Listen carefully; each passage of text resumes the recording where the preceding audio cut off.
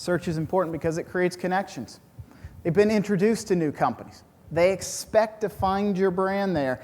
It reminds me of brands I'm familiar with. Now, those questions and the level of response tells you they're not typing in your brand name to find you. They're typing in generic keywords. They're typing in digital camera. They're typing in cell phones. That's an opportunity for you, and you've got to determine how you measure that, because the measurement for that is a little bit different than determining I've just sold a camera, therefore put me down for a value of 1. Some research that was done by Yahoo looked at brand category leaders who were showing up in search results positions, high positions, and an awareness delta shift that was going on. And even for category leaders, so for those of you in the room who represent big brands who have high positions in your categories, even for category leaders, the brand awareness lift from being found in these types of queries, really important to your brand. When you're not there, you take yourself out of the running. This was a study done by Enquiro a few years ago.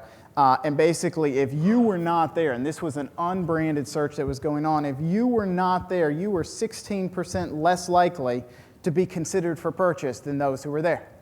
And brands that had strong presence, in this case they were studying Honda, and were showing up in multiple places, again, the paid, the organic side of a search results page, 10 percent points higher to be considered for purchase. So the difference between showing and not showing, the value of being up the funnel in what we're looking at in a search perspective, awareness, consideration type keywords versus brand, really important to consider.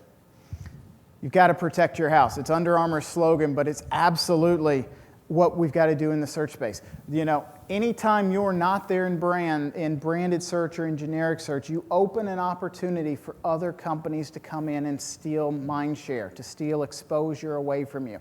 So when we think about our search programs, we tend to put them together in this way. We buy down the funnel, we buy our brand names, that's what we should do. We spend, 20% of our budget around brand terms, we get about 80% of our revenue that way. And then we kind of filter in with a little bit of up the funnel. We might buy some generic keywords, some things we feel are unique to us. But what oftentimes happens is we don't do enough of this protective buying because we figure, well, it's not cost effective. We didn't sell a lot of cell phones by buying the keyword cell phone, so what's its value in the equation? It's a multi-step process. This is some Google research. 60% of travel transactions start in with a non-brand term in the study that they did. That means that consumers are finding their way through, and sometimes they hit upon brand terms. We have this nice view of a funnel, and what happens in a funnel? You start at the top, you do a generic search. I want to go to Hawaii. Then you figure out when you want to go, you start to figure out the carrier you want to go, and suddenly we're on Alaskan Air looking for flights and hotel information. Well, that's a kind of, dream scenario of the funnel that exists. This research starts to show us that people are using generics at lots of different points of the funnel to try and get to that end destination. So you've got to appreciate the journey they're going on, the way they start to consume information and be present in messaging to them accordingly. It's also a latent experience. These type of searches, specific hotels, specific destinations, they're longer queries. We would all like for people to click and buy and wipe our hands of it the same day. That happens for a fair amount of queries that go on, but there's a lot of things like this. So as you think about your search efforts, you've got to think about them in a longer context than you probably do today. You've got to keep in mind that whenever we do search, and this is kind of the search trending line, this is what's always on. And then what happens is we add in all of our other media. So as we think about budgeting, it's really important for us to integrate between the channels, to understand the difference of investments that are going on. When we launch new TV campaigns, when we buy higher rates of impressions on display, what's the impact that's going to have on search? This is a little bit of research we've just knocked out in the last few weeks. We wanted to understand when people are doing branded searches, what led them to that point. And so we kind of normalized for how many people would have done those searches anyway. It was about 40%. Based on all the other media we were looking at, we did some regression models. And what we found is that 17% of those people they eventually did that branded search as a result of generic paid search. But 22%, the largest factor, found us and started doing branded paid search clicks. So they clicked on our paid search ads as a result of finding us in organic search initially. So as we think about the importance of paid and organic, once again, we start to see another case where we can't just give the dollars away. We've got to think about our assets and the importance that they have.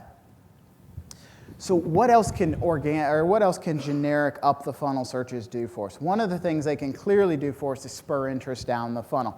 In this example of a broadband advertiser, what we found is once they started to add generics up the funnel, non-brand specific queries to the mix and buying against them, not only did they see sales off of that, but they saw a substantial increase in sales coming off of brand searches eventually from that. So again, it all plays together. We've got to invest and stimulate the funnel upwards to get better performance down. So what will search be? Search will clearly be, as Jeremy alluded to, more of our lives than it is today. Whether it's a verb or something else, it will be a part of everything that you do. So when you think about search, you've got to think about it in the context of different ways that consumers will start to find you and look for you. I don't know where the 20 went, if we were paying it forward or not, but who knows what the number 2 global search engine is? Just yell it out. I can't see with these lights. Nope, not Baidu. YouTube, that's right, YouTube, number 2 search engine. Number 1 for fuzzy kittens on a fan searches, by the way, but number 2 overall. So as we start to think about the changes that are going on in our media and in digital and in the broader context, you're going to see better abilities for people to find what they want. They'll find the programs they want on televisions in a better way. They'll organize the information in their household and their schedule in different ways. All of these things will present themselves with ad opportunities over time. But for today, it's important for you to think about the digital assets that exist for you and how best to position those. So this is an example that we worked on with Xerox. Xerox wanted to reach out to the B2B audience marketplace and help those customers understand how information overload affected their lives, and they decided to activate the community socially. But what happened as a result of that, and they created some viral videos and they shared that with the B2B community, what happened to that was that people then started going into YouTube, going into Google, and looking for the phrases information overload and Xerox and watching these videos. And so we saw an enormous shift in how they had previously branded themselves and tried to reach out to the audience in a completely digital effort. There was no traditional implied to this. It was solely focusing on digital channels and YouTube and search as a way to reach out to a different segment of their audience than they might have in the past. We have in digital, and you talk about brands and the opportunity, we have this enormous petri dish of learning.